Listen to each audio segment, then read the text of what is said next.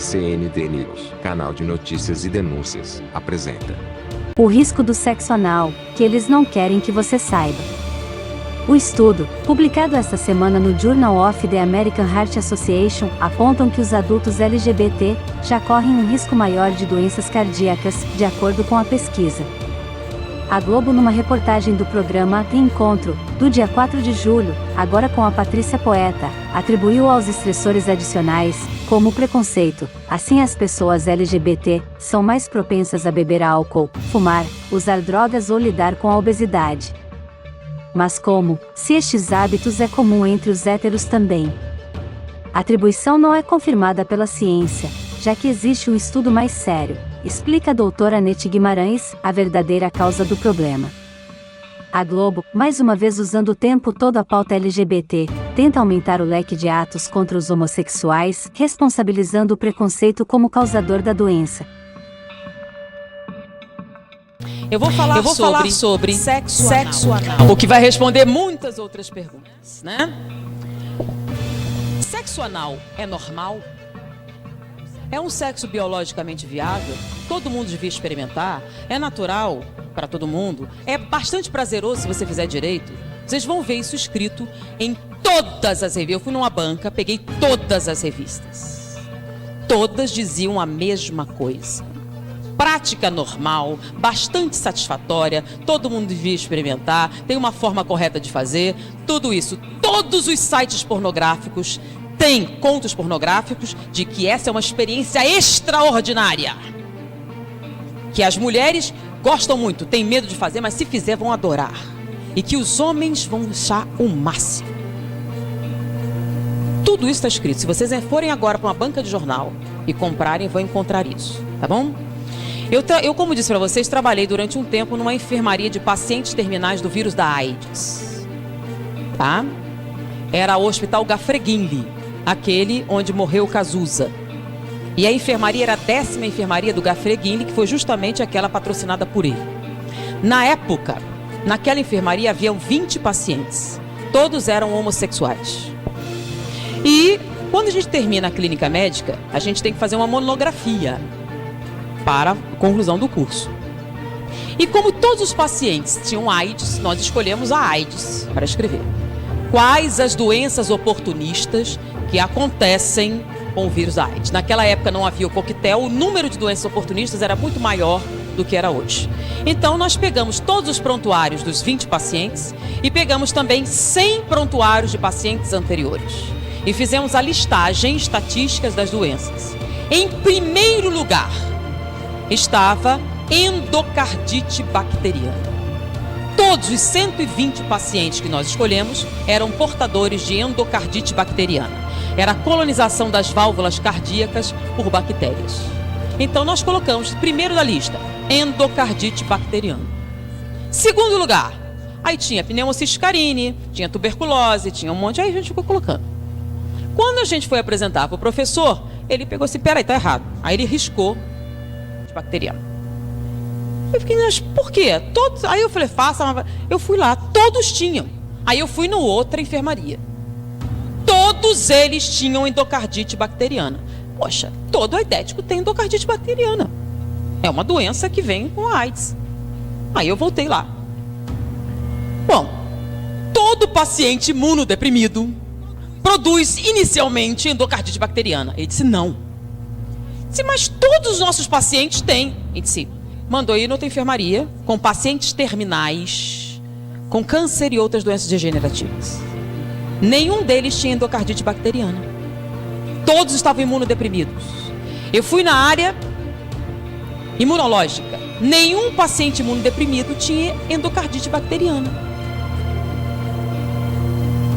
Bom, endocardite bacteriana não é uma complicação daqueles imunodeprimidos. Então é o quê?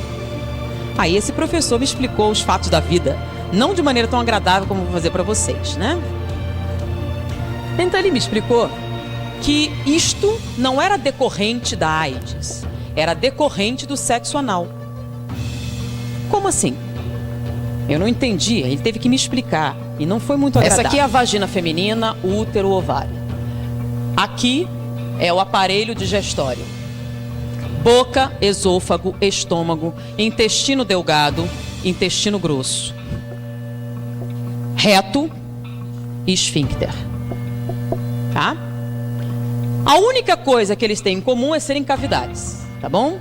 Então essa cavidade aqui faz parte da função sexual. É um órgão sexual. Ele foi criado para quê? Para o ato sexual. Ele foi projetado para isso. E esse aqui faz parte do aparelho digestivo ou digestório. Ele foi projetado com o objetivo de absorção de alimentos. Ele não foi projetado como objeto sexual. Vocês que estão na escola estudando o aparelho, o corpo humano, quantas camadas celulares eu tenho no tubo digestivo? E o plexo esplênico, que são aquelas veias que carregam tudo para a veia cava e distribuem para o coração. Tá? Eu tenho células caliciformes também, que produzem muco, mas não produzem muco aquoso, produzem muco seroso. O muco seroso, além de proteger dos ácidos, ele aumenta o atrito. Porque se o alimento passar muito depressa, o que acontece? Diarreia e você morre. Então o alimento tem que passar devagar para que você possa absorver os nutrientes, né? Você absorve os açúcares, as proteínas, as substâncias, as vitaminas. Então o muco seroso aumenta o atrito, enquanto o muco aquoso diminui o atrito. 16 camadas celulares, uma camada celular. Aqui em volta eu tenho só uma camada muscular, que dá a volta, que é a que faz os movimentos peristálticos. Só uma, precisa de mais? Não. É uma camada que empurra o bolo alimentar ao longo do tubo digestivo. E no final você tem um esfíncter, que é um nervo, que serve o quê? Para reter as fezes. Só isso. Não tem outra função. Ele relaxa, você libera. Então, quando você compara os dois, tem comparação possível? Não. Então, quando você atrita aqui, não tem nenhum problema. Quando atrita aqui, o que acontece? O que acontece no ato sexual? Atrito. Intenso. Quando você atrita, se você for fazer uma cirurgia e correr o risco de abrir o intestino, qual a preparação pré-operatória? Vocês não são tudo criancinha, né? Tem uma noção. Você não pode entrar na internet. Você vai tomar um comprimido laxante para eliminar o máximo de fezes. Você vai tomar antibióticos para matar as bactérias. Você vai fazer uma lavagem intestinal até a água sair limpa. E a última lavagem é com antibióticos. Porque se cortar e essas bactérias entrarem com o meio interno, você vai morrer de septicemia. Então eles vão limpar tudo. Durante o sexo anal, você faz lavagem intestinal antes? Não. Então é um ambiente altamente contaminado. Quando você fizer atrito, só tem uma camada celular. Você vai romper e vai sangrar.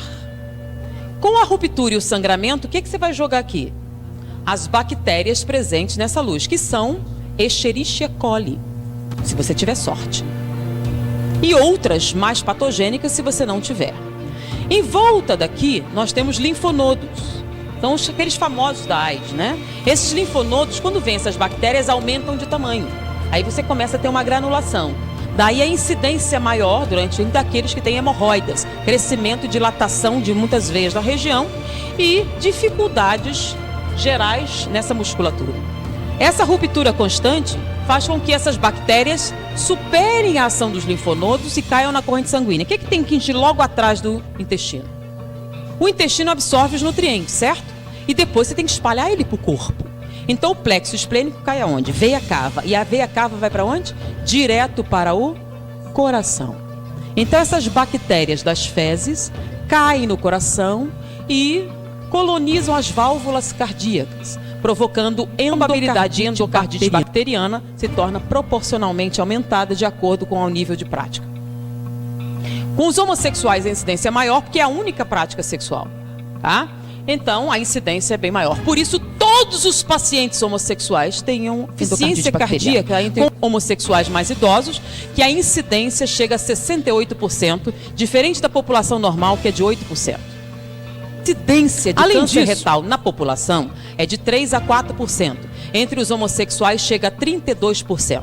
Então há uma relação direta com a prática do sexo anal e com a incidência de câncer retal. Eu pergunto, além disso, tudo isso que eu falei, procurem num livro de fisiologia médica. Ou cheguem para qualquer médico e perguntem, tem algum erro nisso? alguma dessa estrutura anatômica está errada ou equivocada ou transtornada, diante do que ele aprendeu na faculdade de medicina, se você fizer isso, não é isso que vai acontecer? Não é isso que acontece? Então me diga, o sexo anal é natural, biologicamente muito bom, extremamente agradável, saudável, produtivo, uma prática natural que todo mundo devia experimentar um dia? Mas é o que está escrito na literatura. Baseado em que eles dizem essas coisas? Baseado nos contos pornográficos. Baseados nos objetivos de quê? Com esse tipo de prática, o que você tem? Você tem alguém obtendo prazer no sofrimento de outro ser humano. Você pode até se submeter. E muitas se dividem com outras pessoas. A partir de hoje, vocês sabem muito mais do que a média dos outros jovens. Foi um prazer estar com vocês. Até a próxima oportunidade.